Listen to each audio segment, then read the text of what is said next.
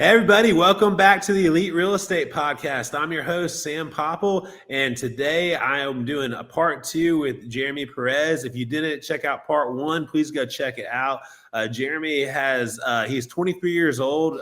He has been working with his dad since he was about 9 years old when they originally started Wolfpack LLC. And they've been doing fix and flips and burrs. They now have expanded on into commercial property. That he is actually doing this interview in their event center that they own. So anyway, let's shift gears, Jeremy, and go on to some more recent ventures. You purchased the commercial building and launched the Lexington Event Center in 2022. How did that opportunity come about? Yeah, so in 2022, everything with COVID was still going on. And so this building actually used to be a old Knights of Columbus building, which I'm not sure if you're aware who they are, but big organization, nonprofit. And, because of COVID, they weren't able to do any of their regular fundraisers that they were doing. So any of their, fish fries and spaghetti nights, and they do different events. So they ended up having to sell the business and the building, um, where we had just came in contact with a real estate guy. His name's Emin, and Emin was able to find this place for us. And we came out here, we looked at it, and we liked the area. It's downtown Elkhart, right off of the river on off of Lexington Mm-hmm. Avenue. So we came out here, looked at it, and we saw a lot of potential in it. And we decided, let's use some of the properties that we have as leverage. And we were able to get the property. Nice. Yeah, that's awesome. So, what is it all that what is it that you guys do there? So we provide the venue for any type of event, either private or public. So we've had events where the mayor has came in. He's done a few events.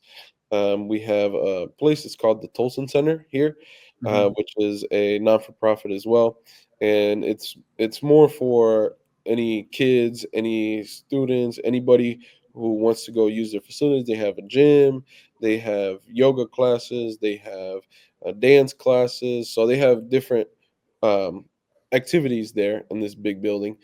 And they came in here. They announced their grand reopening. We've done a lot of different types of parties, graduations, birthdays, baptisms. So there's not really any single event. We do have a comedy show coming up June 14th. So we'll be having hosting a comedy show here as well. Oh, dude, that'd be really cool.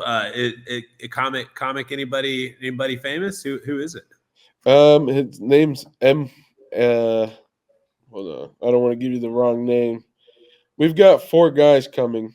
Okay, no, and I kind of put you on the spot with that one. We did not talk about that ahead of time, so No, you're good. You're good. I've got, like I said, I've got him right here because we've got the show coming up and we've been setting things up. So I've got Nima Williams coming, M Brown, and Just Will. cool. No, man, that sounds fun and definitely definitely stepping it up. Because I mean, I'm sure just by having that one event, there's going to now be more people knowing that hey, this is the kind of thing you can have there. So definitely Yeah. helps. What was the transition been like from doing residential investing to operating a commercial venue, and any unexpected lessons?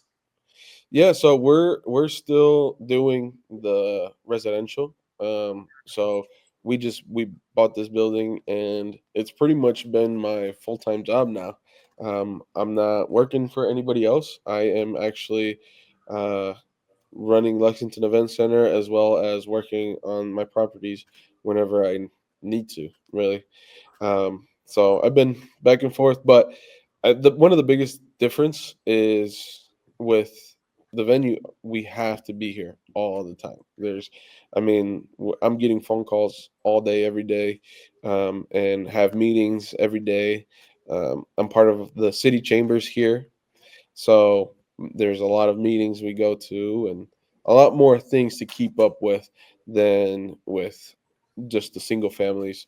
With the single families, I'm able to work on it whenever I have to and then go about my day after that. Oh, yeah, that's awesome. So, are there synergies between running the event center and your real estate business? And have you found found they require any different skill sets or teams? Um, Not really. I think it's pretty much the same thing. Um, Well, and I would think that your involvement and all that community stuff, could probably even help you enhance the real estate side. If you're, 'cause I'm sure you dropping it, in there to let people know that you do real estate stuff too. yeah, yeah. So it's been helping me because I've been able to network with a lot of different people. So being in these events with the city chambers, I get to meet other real estate owners as well and other investors, and I get to get along with my city inspectors, which is very helpful. Yeah, no, I can imagine. So now you're venturing over into commercial real estate. What types of deals are you looking for, and how does your approach change versus when you're only looking at residential? So we're actually looking at getting into the multifamily units, which it's a different ball game there. Getting into the multifamily units, we're talking a lot more responsibility and a lot bigger numbers. So that's kind of where it gets, a little more complicated. But yeah, I'm looking for. I'm starting. I'm trying to look around here in the area, um, trying to stay in my backyard. But I am looking Illinois, Ohio, and Michigan. So, Yeah. Well, no, so I know, yeah, and I know you were expanding over to Michigan with the plan to buy at least 10 properties by the year end. What's been the biggest motivation to branch out? And then how are you choosing those markets that you just mentioned? so we bought some property last year up in Michigan, and it was more of we bought three properties. We have one in Benton Harbor, we had one in Sturgis, and one in Three Rivers. And seeing how that all worked out, it made me want to move up more to try to get that situated. Um, we're trying to get more property over there because it's a lot faster turnaround. Uh-huh. Um, so that's I guess that's what motivated us more um, to try to get more property out there. It's just a faster turnaround. We're trying to expand a little bit more now. Okay, cool. So basically, just the speed of the auction turnaround is the biggest reason for leaving Michigan. I mean, for leaving Indiana and going over to like Michigan or Ohio. Yeah, the turnaround, and Michigan has a lot more properties. It's a bigger area. It's a bigger market, I should say, and still at a good price. The thing about Elkhart is a lot of people started learning about real estate, and some people don't know what they're investing into. Hmm. So when we go to the auctions now here, there's houses that are worth, 20,000, 30,000 that I would pay for them. And people are paying 100, 150, Oh wow! and the house could only be worth 80,000 at its value as is. Right. So, Man, we see the same thing like that over here. So like where I'm at in Pensacola, our prices are still very affordable for the state of Florida, but we'll have someone from Miami see our auction, and yeah, the same thing happens. They like, oh man, you can't get a house this cheap in Miami, so they'll bid that thing all the way up, but then afterwards they don't know what to do because they didn't realize like then they might have bought it for the tax issue, but then it still has liens and other things. They got to clear off, and we've actually bought two of our deals by calling up people who won them, and then basically we've actually bought two deals cheaper than what they bought them for at the auctions.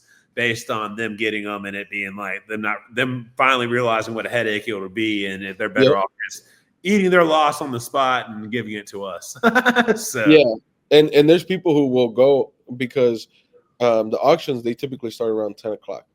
So, and then you have until about 3 or 4 o'clock to go back and pay whatever you owe, but it has to be that same day.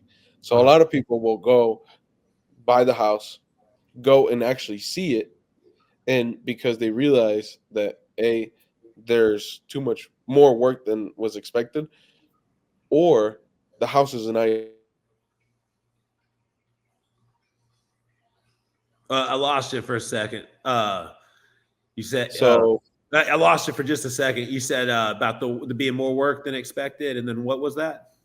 And then sometimes people will go and realize that there's not an actually house on the property, on the land, because in the auction we don't get pictures, at least in Elkhart, Indiana.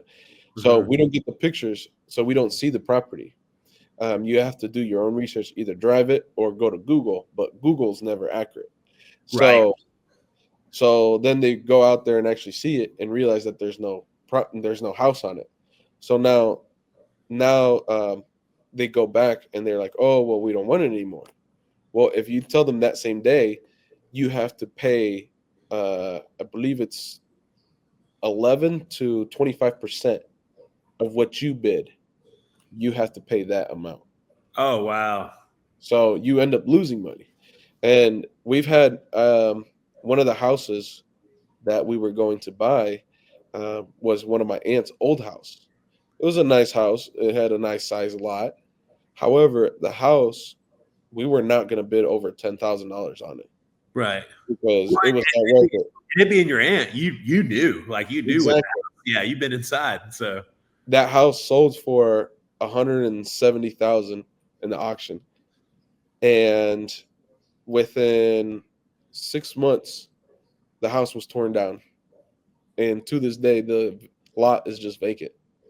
So the guy ended up losing 160,000 because nobody was paying that house, so he kept it, and haven't seen him since. So I don't know what ended up happening with him, but there's a lot of people nowadays who will be going to these auctions and don't know what they're really bidding on. Right. Well, and that's why I definitely think when you do auctions, like you really have to at the very least to understand, some local areas. Like one of the things I picked on up before, which I want to make sure my listeners heard you, is that you guys had certain streets y'all really like, because you knew that. So like when you saw an address on a certain street, you're like, oh man, we love flipping that street all day, because you're familiar with it, you know what the house is like, and I know that for me, like whenever I was doing lots of driving for dollars, when I was doing more fix and flips and burrs, it was like I knew, hey, oh, that house is south of Hollywood Boulevard. Oh, I love everything south of Hollywood Boulevard. Yeah, Yep. I buy everything between 98 and Hollywood Boulevard. And those are like the two roads that I knew that hey, if it's between this road and this road, I like it. And I knew the max I would pay if you had a perfect house on that road, and I knew the bottom I'd pay if you had a perfect house on that road. And and that, like I said, and so I mean I think that is very important, because again, from listening to you and then my own experiences with losing stuff at auctions to out of town people who didn't get good deals. I mean that's what happens when you don't know the area. You wind up overbidding, and in that case, they paid 16x what you guys would have paid. And Yeah. I mean, and it's like you didn't even feel bad you lost that one because you knew that they definitely weren't winning.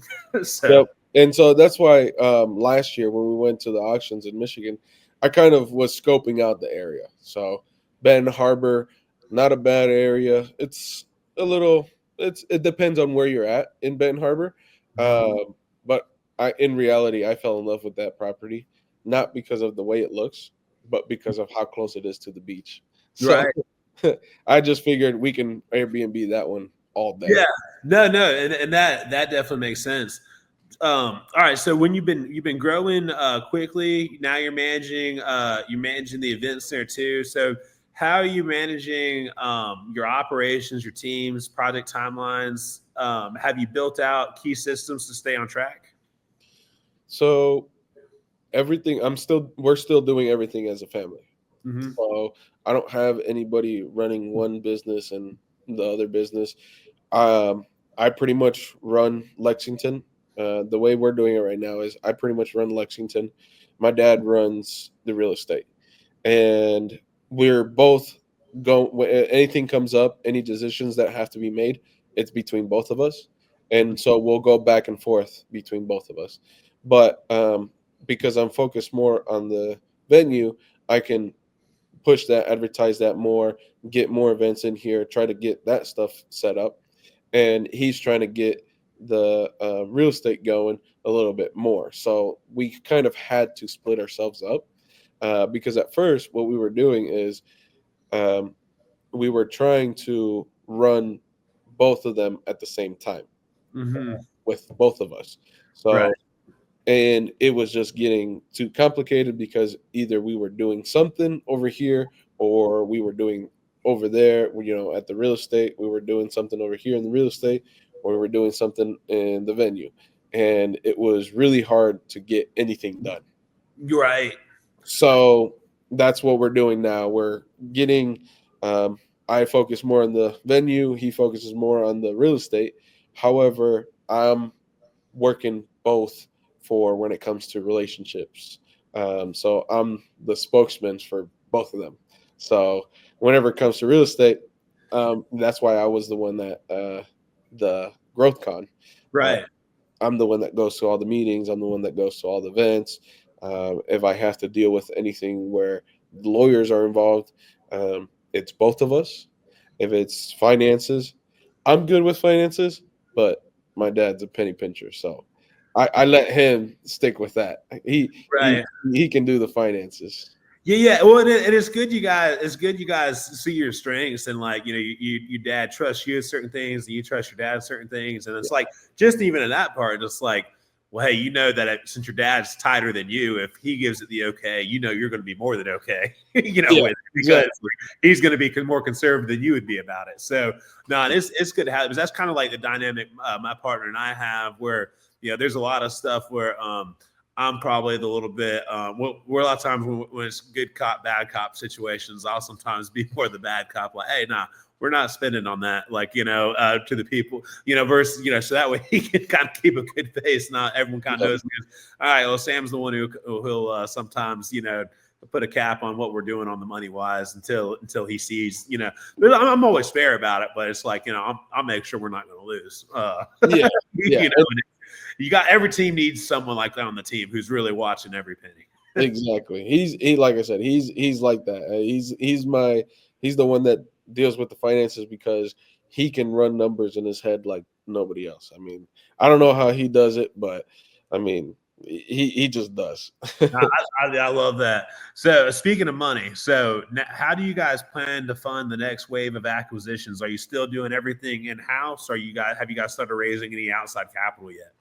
So right now, that's one of the reasons why we're going out into Michigan, because so these last 5 months we've flipped um, 3 houses, and with that capital, and I did a burr on one of the properties that I have as well.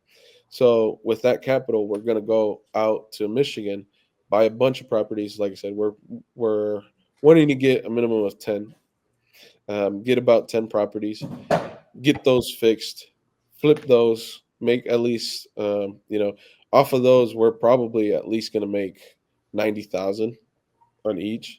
That's the goal. Nice. So 10 houses is 900K. I mean, exactly. wow. So going from there, in 2 years we'll be able to finance our own property. We can put our own down payment on a um, 20 unit or 30 unit. So that's where we're wanting to go. We're wanting to be able to um, put a big down payment on our own multifamily. Now we might end up going with a little smaller unit first, 20, 10, 20, Mhm. just to get started, get the feel of what it is to actually own multifamily, and then go from there. Yeah, Um, I like that. So my next question is perfect. It falls in perfectly with what we were just talking about. So, what's the long term strategy for what Wolfpack? Are you guys aiming to stay family owned and lean, or are you guys trying to build out a larger team and scale more aggressively in the long run?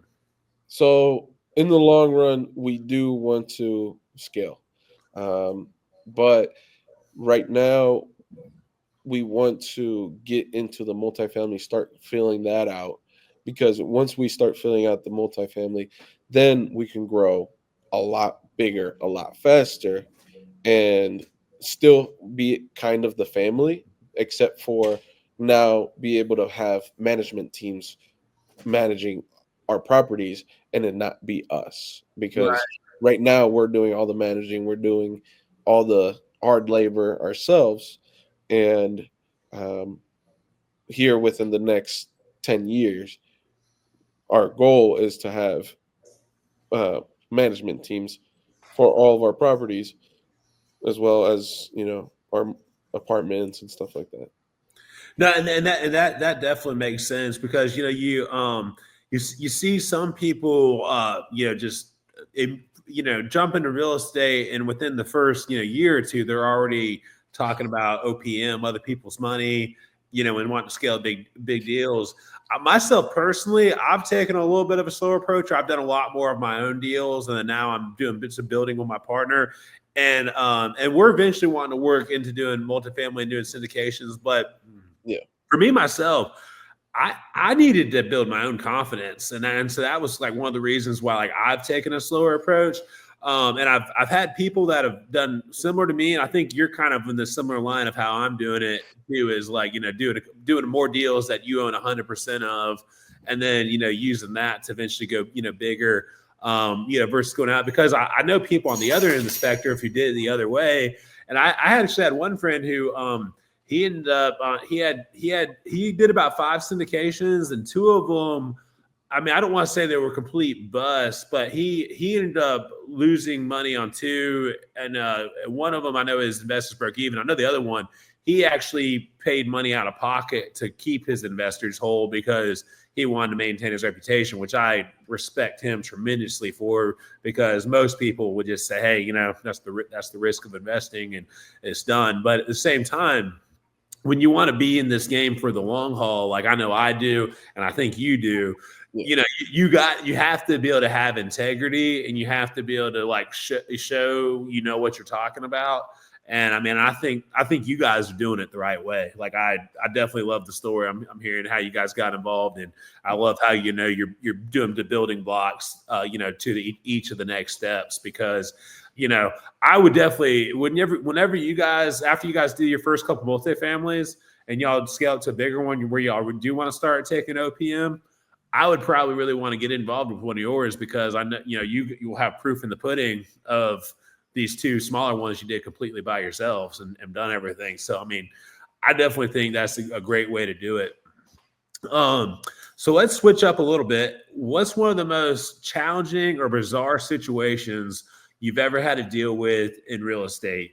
Maybe a horror story from one of the properties you walked into and didn't get to see the inside until the auction was over. Maybe it's a tenant story, but I know you buy an auction houses. I know you have to have at least one or two good stories. Oh, I've got a number of stories. Okay, and you've mentioned a hoarder house, which hoarder houses always have good stories. Yeah.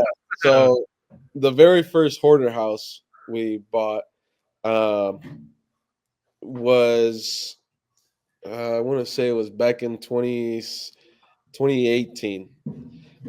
We bought this house, and small little house. I mean, I'm talking it was probably 1,000 square. No, it was probably like 800 square feet for a house, which that's a pretty small house. Um, so Yeah, 800 square feet for a single family is very small. Yeah, yeah, it that's was very small. I've had my first condo was 970 square feet. So Exactly. yeah, not So, big. Yeah. and so this house, we bought it. It looks good from the outside. The land's it's got a nice little piece of land. It's not bad. We go inside or try to go inside, and we can't open the door. Um, so we're trying to figure out how to get in. I go through the kitchen window, and as soon as I step in, I jump in through the kitchen window. I land on the kitchen sink and the countertop. Well, all I see is trash. I mean, boatloads of trash, bunch of magazines. That one had a bunch of Marvel magazines, and it had a bunch of movies, food like pizza boxes and soda boxes and um, m- adult magazines everywhere, videotapes, VHS. I mean, everything, right? Well, I'm walking through the house because I'm I have it's about 4 feet of trash inside the house. So I'm walking in there hunched over because I'm touching my head's touching the roof or the ceiling. Um, and we're walking by, we're like, all right, now we got to clean it up. That house took about 3 40-yard dumpsters to clean out. And then we're And cleaning up. it's only 800 square feet. Yes. So like I don't think people even gonna who listen to this are even gonna comprehend that unless you've done some fix and flips and clear outs. Like It, that's like way more than average under an average 12 or 1500 square foot house. So yes. No, this was the first one. And we actually ended up finding carcasses from dead animals in there. So yeah. Um, and then the next hoarder house I got, my dad actually bought this one. He bought it for 5 grand. He's like, it's a house for 5 grand. It's in a really good neighborhood. We went to go see the house, and there's trash spewing out of it. I mean, and the porch was completely covered in trash. I think this one was way worse. We only had about 2 feet, 2 to 3 feet of clearance from the ceiling to the top of the trash throughout the whole house. And this one's a lot bigger. This one's probably 1,200 square foot. This house was completely covered. We ended up having to, um, that one took about eight dumpsters, 40-yard dumpsters. That one was, and it was all wet because there was a hole in the roof. oh So my. So water was just then it smelled too on top of that mildew, yes. mold. Hazmat suits were worn. We had mud boots on and gloves and masks, and it was bad. But that one, we actually ended up having to lift the whole house because the beams, the support beams, the main joists were all rotted out from the trash and all the water coming in. So we had to lift the house up with jacks, which is Did it not have you never had a real foundation issue, but you might as well have since with this one. yeah. Yeah. But we put new joists in that, and actually that house we have rented right now. So Okay. No, that's a pretty cool turnaround. So on the flip side, what has been one of your most proudest or most rewarding moments in real estate? um, I think being able to purchase this venue was I think one of the biggest things about that. The best things we've done in real estate. Um, the best things we've done for the family is my mom's actually retired now. She doesn't work no more. My grandpa, he's already talking about retire. We're going to retire him next year. So I think those are one of the biggest goals or achievements for us. The reason why we started this whole business was to get my grandparents out from working. We wanted to retire them. Retire my dad, retire my mom's, and for us to be able to work somewhere where we're not being pushed to work for somebody else and make somebody else rich. Right. So I think that's our biggest achievement, being able to retire my family way before they is retirement age, I should say. Right. Dude, man, look, I mean, I know you and I have only met at GrowthCon and text each other a little bit, but man, like I'm so proud of you. Like from like everything your family's accomplished. Like that's just it's such a cool story to see your family come here from another country. Put down roots. Your father started it. You at elementary school age, where most kids are playing and stuff. You're involved in the business now at 23. You're running this event center. You're already retired. Your mom looking to be able to retire your granddad. I mean, like I said, man, this is what it's all about in my eyes. As far as like why everybody should focus on wealth building for their family, so you can do things like this. And I think it's really cool that you guys have just done this all together, and it's very united. Man, I mean, to me, that's such a beautiful story, and it's such a great outcome. And the cool thing is, it's like y'all have accomplished so much, but it's still so early in the story because I know that, you and I are going to be friends for a long time. We're going to stay in touch. I know when you're 45 years old, I'm going to be talking to you still. And by that point, you're going to be Grant Cardone level. I hope I'm up there too. But yeah, like I said, you're gonna be. I mean, in 20, yes, 22 years away when you'll be 45. I mean, think about what you'll be able to accomplish by then. If you guys get your first multifamily here in the next 18, 24 months. I mean, man, it's like I said, you guys you so much in front of you. It's accomplished so much, but you have so much in front of you, man. It's exciting. Yeah, no, thank you, man. Like I said, yeah, no, it's something that we'll end up getting there, and that's where we're meant to go. I mean, it's something that I've growing up, I've always felt like we're getting there, and Yeah. now we're actually able to see a little bit more growth. And I'm sure yourself, um, you've been seeing it, and you've been seeing the slow process, but now you're like, okay, we're going somewhere. Like Oh, we're dude. getting there. Yeah. No, I remember for me when I started doing traction, it was like whenever I did my first cash out refi on one of the first properties I bought and walked away with that check I had on that particular one, my mortgage payment went up by $50 and I had 80,000 in cash after the refi.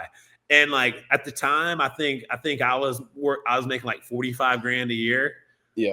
So it was like 2 years of my salary, like right here, one check, one day. And all I did was buy a place and make my payments every month. And appreciation did its own thing. And yeah, I mean, so no, it's cool once you start seeing traction. But all right, so you've learned from your family, you've learned from your own experiences, a lot of trial by fire. What is one piece of advice you'd give someone starting out in real estate today? I think one piece of advice would be I would recommend people to do as much research as they can. And there's so many people nowadays that teach different methods that you can pick up on something and find what's easiest for you. Uh, because everybody, for example, I tried getting into wholesaling. It is not my thing. I've tried it, and it's not the sales part because I can do the sales part. It's having to call people every day. That to me, even though it could be worth it, it's not as much as what I'm making now. So to me, that's not worth it. But Yeah. a lot of people are making a lot of money doing that. And Mhm. so there are different methods, and just do a lot of research. Don't listen to everything that everybody says and take it literally. Because I've learned, and I'm sure you have learned, listening to Grant Cardone, there are things where you have to take that he says and do your own research on. Right. You have to do it based on off of you. Whatever works for him is what works for him. But you got to find it and make it your own way. Mhm. No, I think that's great advice because yeah, that's the thing about real estate is there are so many different facets of it, so many different ways you can do it. I mean, as we talked about in this interview, you and your family were fixing and flipping for years before y'all discovered the Burr method and started adding that in, to your repertoire of things y'all the way y'all dispo your real estate. So yeah, no, I mean, I think that's great advice. Read and listen to everything you can, but then pick out the things that work and can apply to your life. And yeah, realize not everything. It's funny you brought up wholesaling because my business partner Will and I, who like I said, he couldn't make it today, but he and I met at a wholesaling mastermind. And the one he and I became friends on day one of it because he and I hung out afterwards. We're talking, and it was kind of like we got a point of conversation where it was like, well, neither of us really wanted to sell the property. We wanted to figure out just how to get it cheap for ourselves for fix and flips and burgers, Yeah. And so we were just looking for another channel because we were tired of paying wholesalers, them taxing us and making all this money for not doing anything. That's came out wrong. They do a lot. But you guys, everyone's had that one wholesaler that tried to like charge them 5 times what they had it under contract for, and Oh yeah. and so it's like, like I said, so that's the funny thing is, like I said, we met, we realized it wasn't for us, and like I said, nothing against the wholesalers out there, but yeah, you gotta go swing at bat a lot of times to get a couple deals under contract, and that's a lot of work. And if you do if you do the work hard enough and long enough, it starts really paying.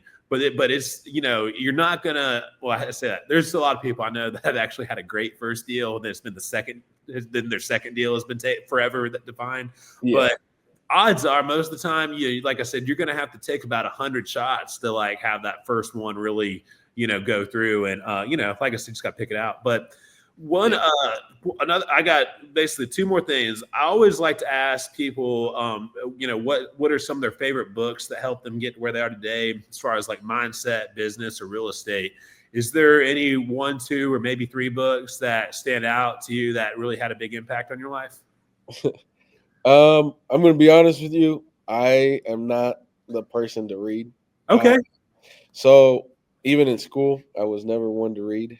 So I'm not one to say, I have read these books or anything, but just listening to some podcasts, listening to different entrepreneurs. What's a podcast you recommend everyone listening? The Elite Real Estate Podcast. Great answer. Yeah. But Robert Kiyosaki. Okay. Yeah, and actually, I would say our most recommended book is Rich Dad Poor Dad. So Robert Kiyosaki is a good one. Actually, I just bought his board game to play with my girlfriend because I wanted to help teach her some of the stuff about Rich Dad Poor Dad and assets and everything like that without forcing her to read the book. So that way, I was like, all right, I'll get the game and we can play the game. Yeah, so that was mostly our thing. I guess those Robert Kiyosaki, Grant Cardone. There's a lot of like Nate. I forget his last name.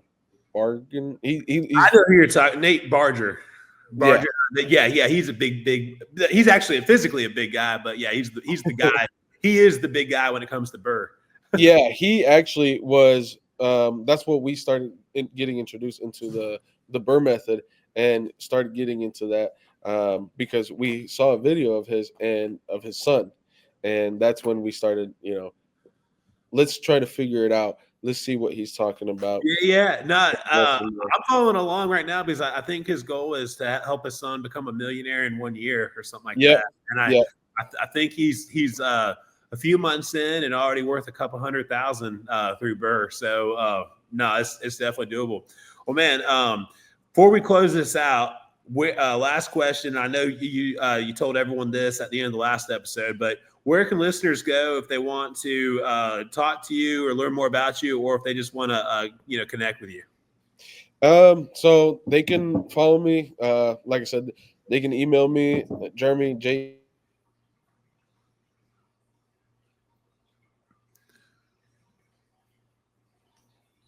I'm gonna need you to say that again, Jeremy. We cut out real quick. Where was that email address? It's Jeremy JEREMY 21416 at Gmail. And then or shoot me a text at 574-347-2555. And that is my personal cell. So if you're looking at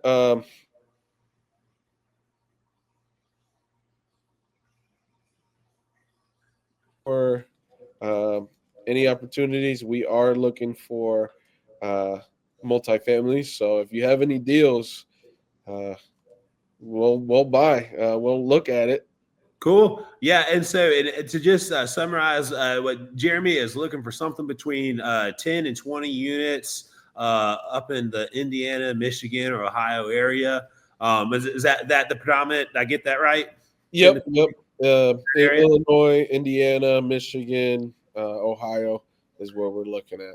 Cool. Nah. So if anyone's looking at a deal like that, and possibly bring it to Jeremy's attention to partner with. I mean, because him and his family might be able to bring in a lot of construction knowledge and stuff, and really help someone else take down a deal that they're already looking at. So definitely give Jeremy a shout if you're up in that area and you have a 10 to 20 unit deal. Anybody who's listened to the podcast, I appreciate everyone tuning in. If you want to come catch up with me in person, come by one of my restaurants. I have Clean Eats in Mobile, Pensacola, Shalimar, Tallahassee. Please check out our website, theeliterealestatepodcast.com. We have a great section on there where you can fill it out and send us a message. My partner Will and I are actively looking for lots and land in Escambia County. Our requirement is they have to be buildable. So the biggest thing we check out is the lot parameters when we get it, to make sure that they got the buildable dimensions, because they got to have a certain amount of road frontage and a certain amount of depth to them. We get that's probably our biggest deal killer, that with lots that are sent to us that we turn down, is because they don't have enough land, road frontage to be able to build on them. But if anyone has buildable land in Pensacola, we are actively buying. So please bring them to my attention. And please, please, please share this with your friends on YouTube. Please subscribe to the Elite Real Estate Podcast on YouTube. We're really trying to build our subscribers up on that YouTube channel. But man, Jeremy, this has been a fun time. I have enjoyed getting to know you on this episode. I am definitely planning to stay in touch. I want to be one of the first text messages out whenever you lock up one of these apartments under contract. Probably after you get it and renovated it and are looking for the next one, we'll probably have to bring you back on to tell us about that apartment deal. But man, this, like I said, man, I'm so excited to learn about your journey so early on, because like I said, I just know over the next few years, we're going to see a whole lot happening with the whole Wolfpack family up there. So man, congratulations again on everything you and your family have accomplished. Definitely impressed. And man, like I said, if you're ever down here in Florida, I can't wait to get lunch with you. Yeah, thank you. I'd be glad to get some lunch and keep talking. I'm sure we'll be good friends for a long time. Yes, sir. Well, man, thank you again for coming on the show. And guys, thank you so much for listening to another episode of the Elite Real Estate Podcast. We appreciate everyone who tunes in every week, and we can't wait to see y'all next week. So thank you for tuning in, and we can't wait to see you on the next episode.